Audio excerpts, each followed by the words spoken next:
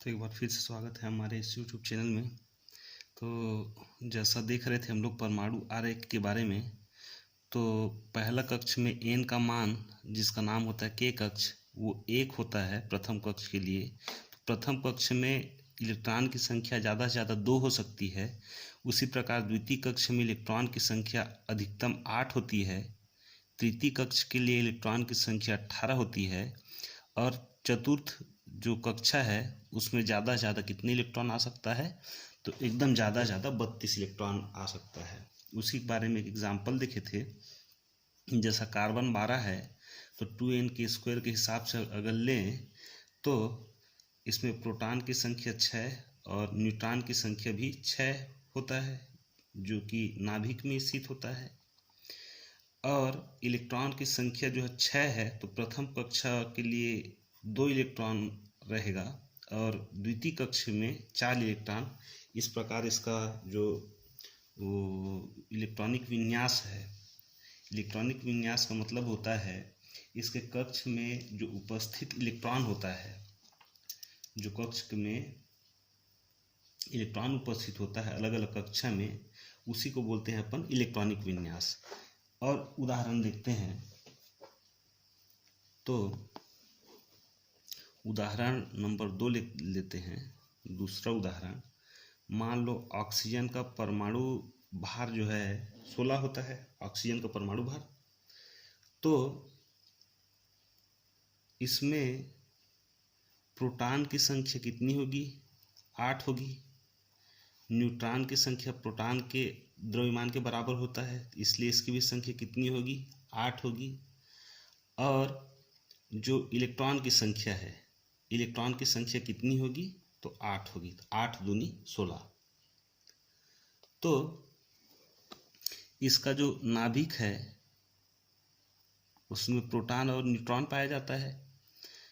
इसके प्रथम कक्ष में अभी देखे थे, नील बोर का परमाणु मॉडल था, उसमें 2n² के हिसाब से प्रथम कक्ष में अधिकतम 2 इलेक्ट्रॉन, द्वितीय कक्ष में अधिकतम 2 दूनी 4 6 इलेक्ट्रॉन, तृतीय कक्ष में 18 और चतुर्थ कक्ष में 32 इलेक्ट्रॉन ज़्यादा ज़्यादा रह सकते हैं। ये होता है K, L, M और ये N अक्ष, एक कक्षा। तो प्रथम कक्षा में ज़्यादा ज़्यादा कितने इलेक्ट्रॉन? 2 इलेक्ट्रॉन। हमारे पास कितने इलेक्ट्रॉन है? 2 इलेक्ट्रॉन है। तो यहाँ 2 इलेक्ट्रॉन को प्रथम कक्ष के लिए दे दो। हमारे पास बच कितना गया? 6 इलेक्ट्रॉन बच गया। दूसरे कक्ष के लिए कितना इलेक्ट्रॉन ज़्यादा ज़्यादा? 6 इलेक्ट्रॉन। ये द्वितीय कक्ष हो गया। 1 2 3 4 5 और ये 6। इस प्रकार ये ऑक्सीजन का इलेक्ट्रॉनिक विन्यास हो गया है। मतलब ये इसको बोलते हैं परमाणु आरेख बोलते हैं इसको। अब तीसरा जो एग्जाम्पल देखते हैं वो देखते हैं सोडियम के लिए। सोडियम का परमाणु क्रमांक, परमाणु भार होता है 13। तो इसमें मान लेते हैं प्रोटॉन की संख्या 11 है और इलेक्ट्रॉन की संख्या 11 है, तो 11 दूनी 22। तो इसमें न्यूट्रॉन की संख्या को कितना कर देते हैं? 12 कर देते हैं। तो इसका जो केंद्र है उसमें क्या पाया जाता है? प्रोटॉन और न्यूट्रॉन। तो इसके केंद्र में प्रोटॉन आ गया और न्यूट्रॉन आ गया। पहले कक्षा में कितने इलेक्ट्रॉन? K कक्ष के लिए इलेक्ट्रॉन की संख्या 2, 1 और 2, इसमें 2 माइनस कर दिए, कितना बच गया? 9 इलेक्ट्रॉन बच गया। दूसरे कक्षा के लिए कितने इलेक्ट्रॉन अधिकतम? तो दूसरे कक्षा में अधिकतम 6 इलेक्ट्रॉन आ सकते हैं। तो 1 2 3 4 5 और ये 6 इलेक्ट्रॉन। अब कितना बच गया? 6 पहले का और 2 8 और कितना बच गया? 1 इलेक्ट्रॉन हमारे पास बच गया। तो एक और कक्षा लेते हैं। एक और कक्षा है, इसमें मात्र कितने इलेक्ट्रॉन? 1 इलेक्ट्रॉन बस होगा इसमें। अब इसका देखते हैं अब इसी में आयन बनता है। आयन बनता है, मान लो इसमें एक इलेक्ट्रॉन है इसके अक्ष में, ये इलेक्ट्रॉन किसी दूसरे तत्व को दे दे, दूसरे तत्व या दूसरे पदार्थ को अपने इलेक्ट्रॉन दे दे, तो सोडियम कैसा बन जाएगा, ये आयन बन जाएगा। तो कौन सा आयन बनेगा, तो N+ आयन बन जाएगा सोडियम।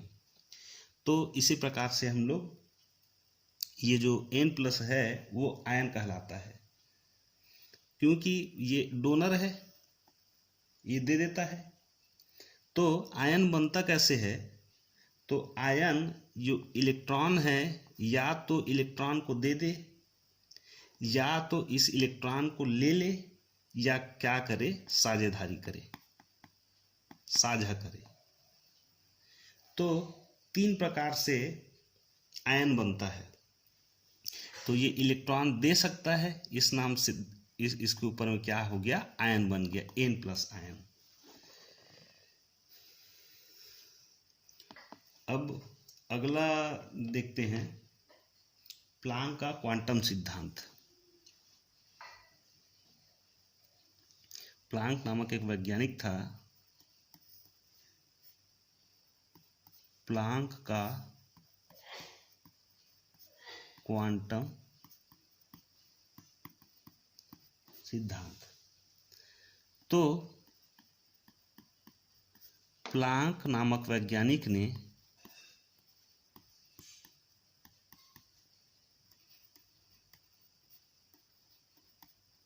बताया, तो क्या बताया, तो उन्होंने बताया कि प्रकाश स्रोत से प्रकाश सतत ऊर्जा के रूप में उत्सर्जित नहीं होती। मतलब जो प्रकाश स्रोत है, प्रकाश स्रोत से प्रकाश सतत ऊर्जा के रूप में, सतत ऊर्जा के रूप में उत्सर्जित नहीं होती, उत्सर्जित नहीं होती। तो कैसी होती है, उत्सर्जित नहीं, सतत रूप से उत्सर्जित नहीं होती। तो बल्कि यह छोटे छोटे बंडल के रूप में उत्सर्जित होते हैं।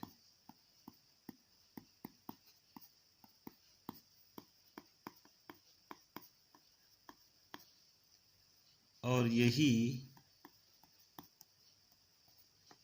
क्वांटम कहलाता है। क्वांटम, और यही क्वांटम, इसको कर दो फोटॉन, फोटॉन के रूप में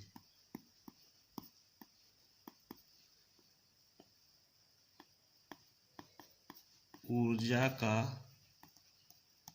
बंडल होता है।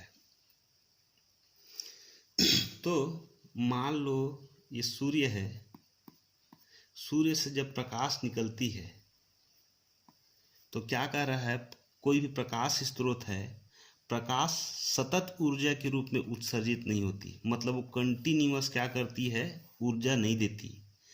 वो किस रूप में उस ऊर्जा देती है, बल्कि यह छोटे छोटे बंडल के रूप में, मतलब छोटा छोटा ऐसा एक पैकेट के रूप में आता है, प्रकाश जो है उत्सर्जित होता है। और यही क्वांटम कहलाता है। ये सब क्या कहलाया, क्वांटम कहलाया। अगर मात्र एक फोटॉन है तो उसको क्या बोलेंगे, क्वांटा बोलेंगे। तो क्वांटा के रूप में क्या करती है, वो उत्सर्जित होती है। यहाँ पे लिख लो, सुधार लेना यहाँ पे, बल्कि छोटे छोटे बंडल के रूप में उत्सर्जित होते हैं और यही क्वांटम फोटान के रूप में ऊर्जा का उत्सर्जन करता है। ऐसा लिख लो, ऊर्जा का उत्सर्जन करता है। मान लो कार है,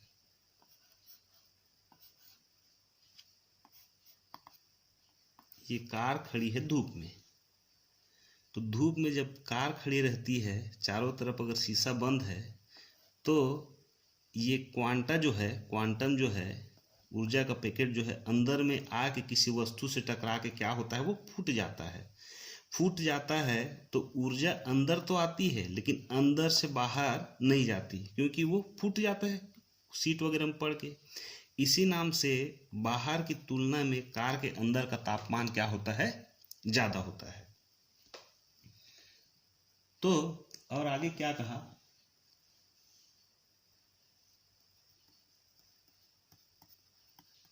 फोटान का वेग जो है, फोटान का वेग वो प्रकाश के वेग के बराबर होगा। प्रकाश के वेग के बराबर होगा, क्योंकि वो प्रकाश के साथ में आ रही है। जितनी स्पीड से प्रकाश चल रही है उतनी स्पीड में कौन चलेगी, फोटान चलेगी। तो फोटान द्वारा जो उत्सर्जित ऊर्जा होता है, फोटान द्वारा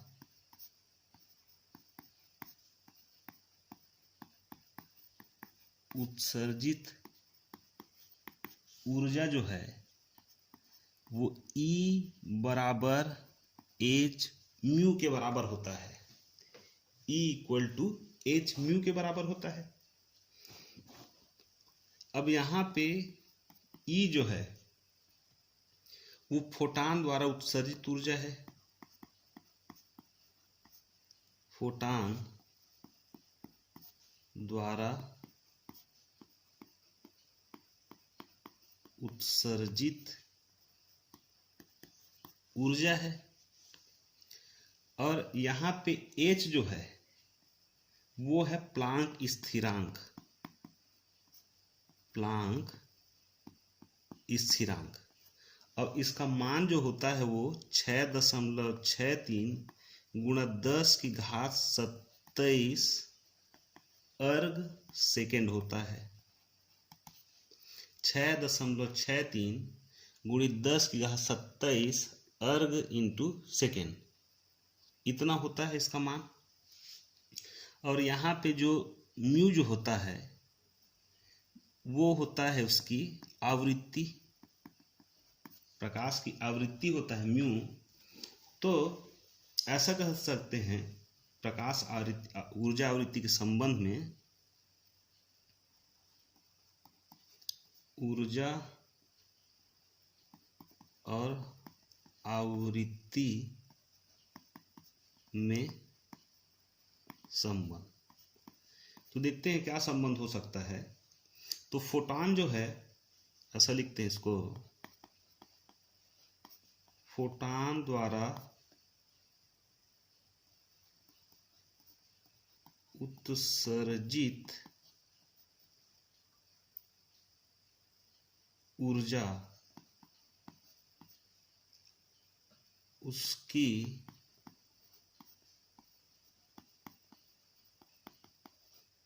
आवृत्ति के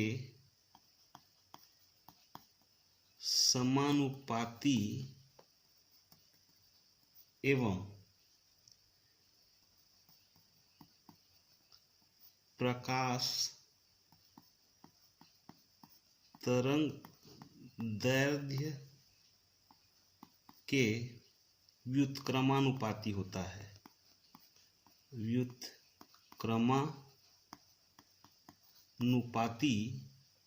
व्युत्क्रमानुपाती होता है। अब ये जो E जो है, E क्या, फोटान द्वारा उत्सर्जित ऊर्जा, वो समानुपाती होता है किसके, आवृत्ति के म्यू के, और व्युत्क्रमानुपाती होता है प्रकाश का तरंग दैर्ध्य, उसको डिनोट करते हैं अपन डेल्टा। तो डेल्टा क्या है, तो प्रकाश का तरंग दैर्ध्य है। प्रकाश का तरंग दैर्ध्य, उसको किससे प्रदर्शित करते हैं, लैम्डा से प्रदर्शित करते हैं। तो उसका जो म्यू है, ई है, म्यू के क्या समानुपाती है, तो ई क्या है यहाँ पे, प्रकाश द्वारा उत्सर्जित ऊर्जा उसके आवृत्ति के समानुपाती होता है, और प्रकाश तरंग दैर्ध्य देखिए कैसा होता है, तो व्युत्क्रमानुपाती होता है। अब इसमें नोट करके लिख लेना, इसमें ऐसा लिख लो, नोट करके क्या लिखोगे, ये जो है प्रकाश विद्युत प्रभाव, प्रकाश विद्युत प्रभाव की व्याख्या की जा सकती है। प्रकाश विद्युत प्रभाव की व्याख्या की जा सकती है, लेकिन इसके द्वारा मतलब किसका, प्लांक का क्वांटम सिद्धांत के द्वारा, लेकिन इसके द्वारा विवर्तन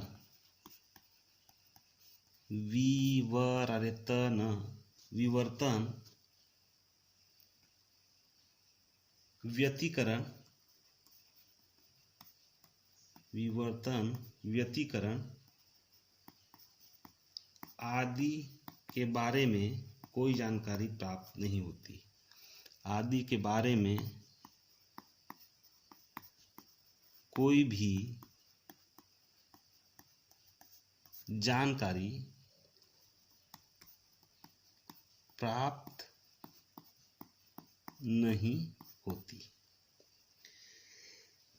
तो प्रकाश विद्युत प्रभाव की व्याख्या कर सकते हैं अपन, और इसके द्वारा विवर्तन, व्यतिकरण आदि के बारे में कोई जानकारी हमें प्राप्त नहीं होती।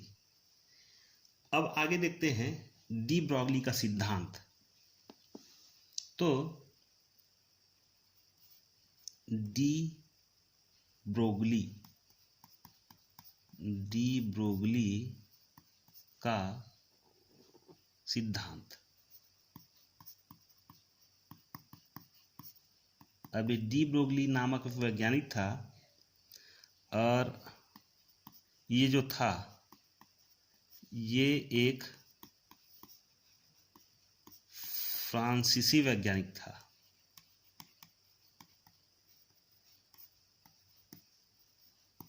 और कब, 1924 में इन्होंने एक सिद्धांत दिया, जिसे क्या कहते हैं अपन, प्रकाश की द्वैध प्रकृति का सिद्धांत। प्रकाश की द्वैध मतलब दो होता है, प्रकृति का सिद्धांत। ठीक, अब इसमें इन्होंने कहा क्या कि जिस तरह प्रकाश तरंग जिस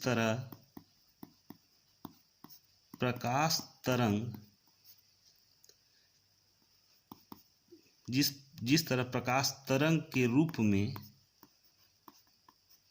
चलती है, संचरित होती है, जिस तरह प्रकाश तरंग के रूप में चलती है, लेकिन तरंग के साथ कण की भांति भी व्यवहार करता है। अब देखो, इसको प्रकाश की द्वैध प्रकृति, मतलब कितनी प्रकार की प्रकृति है उसकी? 2 प्रकार की प्रकृति है। वो तो प्रकाश तरंग के रूप में चलती है, सही बात है, तरंग के रूप में चलती है, लेकिन उसके साथ साथ क्या बोल रहा है, एक कण की भांति भी काम करती है। तो इसी नाम से इसका नाम पड़ा द्वैध प्रकृति का सिद्धांत, डी ब्रोगली के द्वैध प्रकृति का सिद्धांत। अब आगे देखते हैं। चूंकि इलेक्ट्रॉन भी ऊर्जा को ग्रहण करता है, अभी थोड़ी देर पहले देखे ऊर्जा का क्या करता है, वो ग्रहण भी करता है और ऊर्जा का क्या भी करता है, छोड़ता भी है। तो इलेक्ट्रॉन को ई से प्रदर्शित करते हैं। इलेक्ट्रॉन भी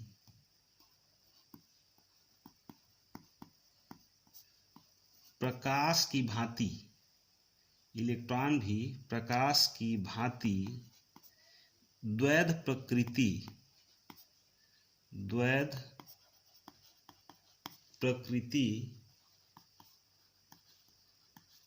प्रदर्शित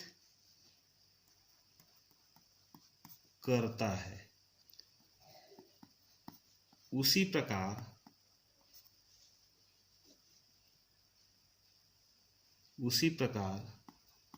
वह प्रकाश की भांति भी व्यवहार करेगी।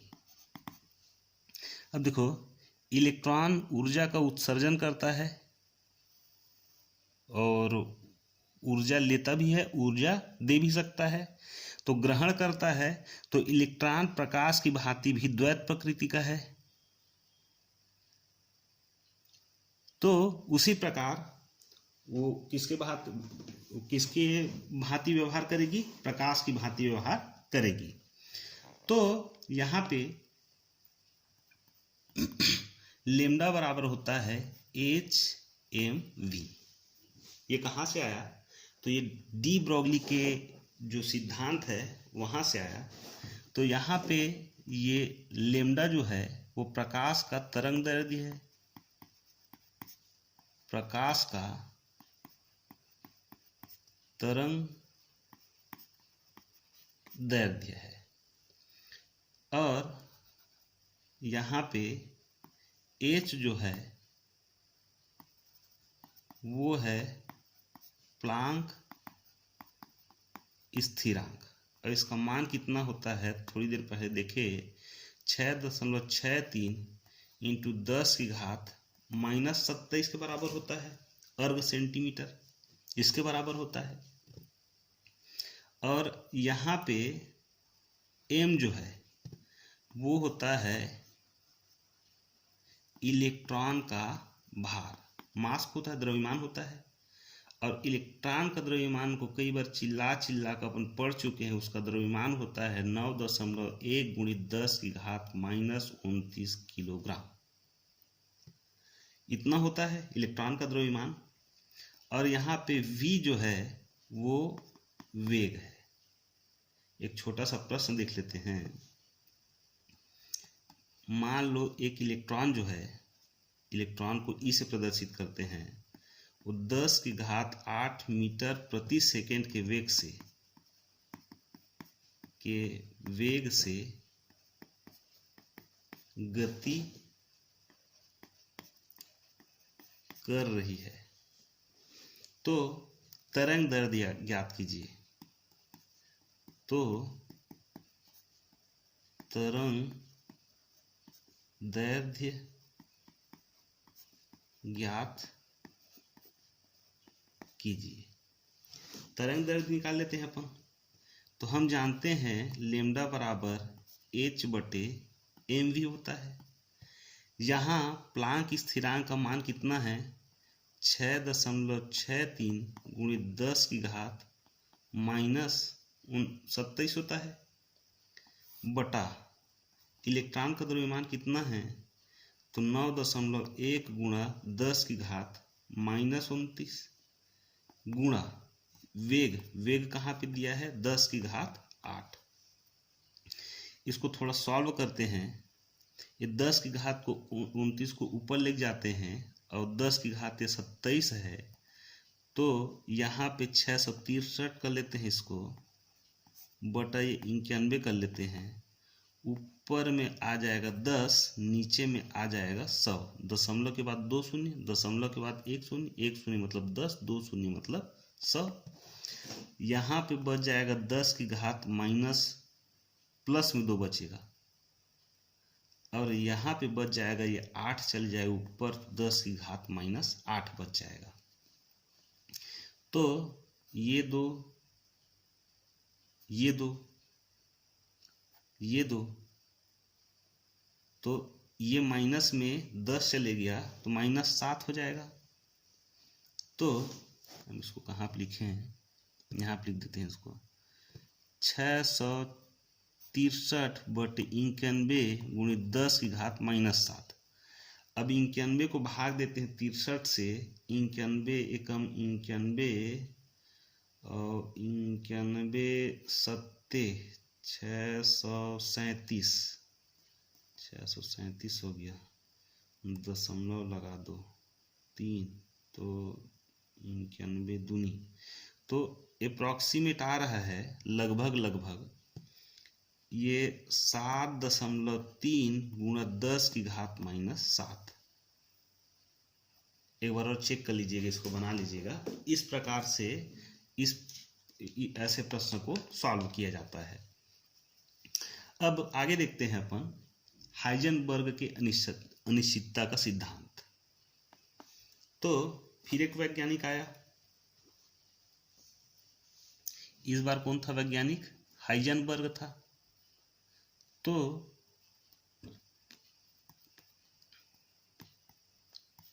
हाइजेनबर्ग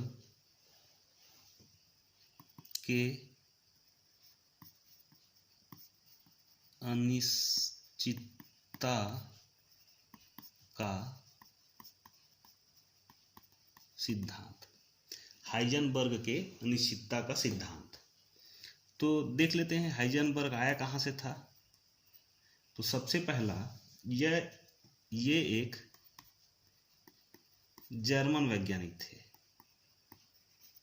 कहाँ से थे, जर्मनी से थे। जर्मन वैज्ञानिक थे और 1927 में एक सिद्धांत दिया,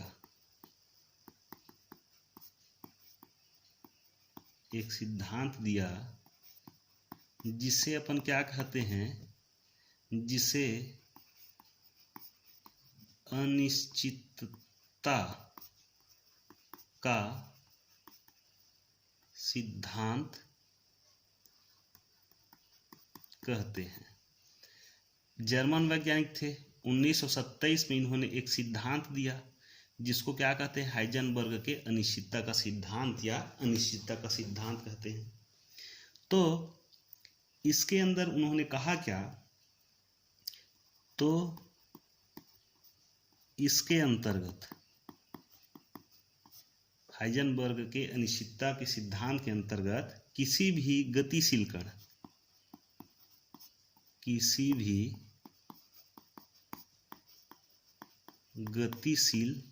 कण, कोई भी गतिशील कण है, अगर गतिशील कण इलेक्ट्रॉन है, मान लो कोई भी गतिशील कण है, यहाँ पर अपन इलेक्ट्रॉन के बारे में पढ़ रहे थे, इलेक्ट्रॉन लिख देते हैं। इसके अंदर कोई भी गतिशील कण की स्थिति और संवेग का एक साथ निर्धारण नहीं किया जा सकता। इनके बोलने का मतलब ये था कि गतिशील कण है, इलेक्ट्रॉन है, उसकी स्थिति और संवेग को एक साथ दोनों को ज्ञात नहीं किया जा सकता। ये हाइजेनबर्ग की अनिश्चितता का सिद्धांत था। और इलेक्ट्रॉन का तरंग दैर्ध्य, मान लो कोई पदार्थ है या तत्व है या ये पेन कोई ले लो, तो अगर इसका तरंग दैर्ध्य कम है तो ये हमें दिखाई दे रही है। अगर इसका तरंग दैर्ध्य ज़्यादा होता है इस पेन का, तो ये पेन जो है हमको दिखाई नहीं देती। तो इलेक्ट्रॉन का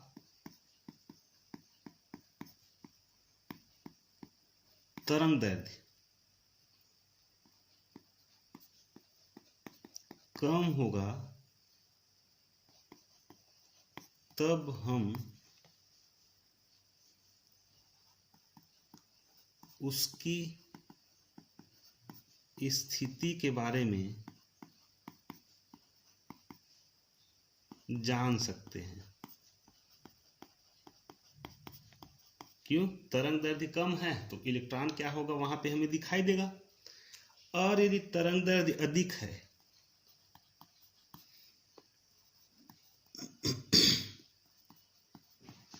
तरंग दैर्ध्य अधिक है, पेन का तरंग दैर्ध्य अधिक हो गया तो पेन क्या होगा, हमको दिखाई नहीं देगा। उसी प्रकार तरंग दैर्ध्य अधिक है तो इलेक्ट्रॉन की स्थिति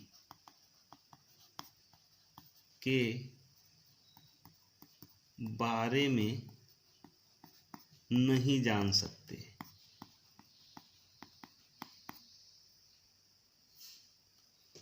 तो इलेक्ट्रॉन का तरंग दैर्ध्य कम होगा तब हम उसकी स्थिति के बारे में जान सकते हैं, और यदि तरंग दैर्ध्य अधिक हो तो इलेक्ट्रॉन की स्थिति के बारे में हम लोग नहीं ज्ञात कर सकते। एक पॉइंट और था, शायद आखिरी है, क्या था, हाँ, इलेक्ट्रॉन में आवेश व ऊर्जा होती है। बात सही है, उसके अंदर आवेश भी होता है, उसके अंदर ऊर्जा भी होती है, तथा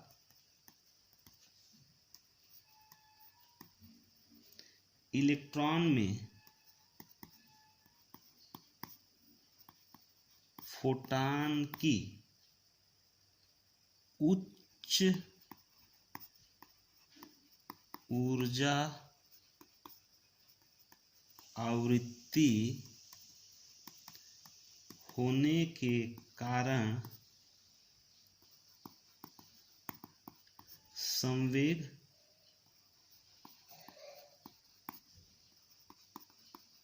अधिक होता है। यही कारण है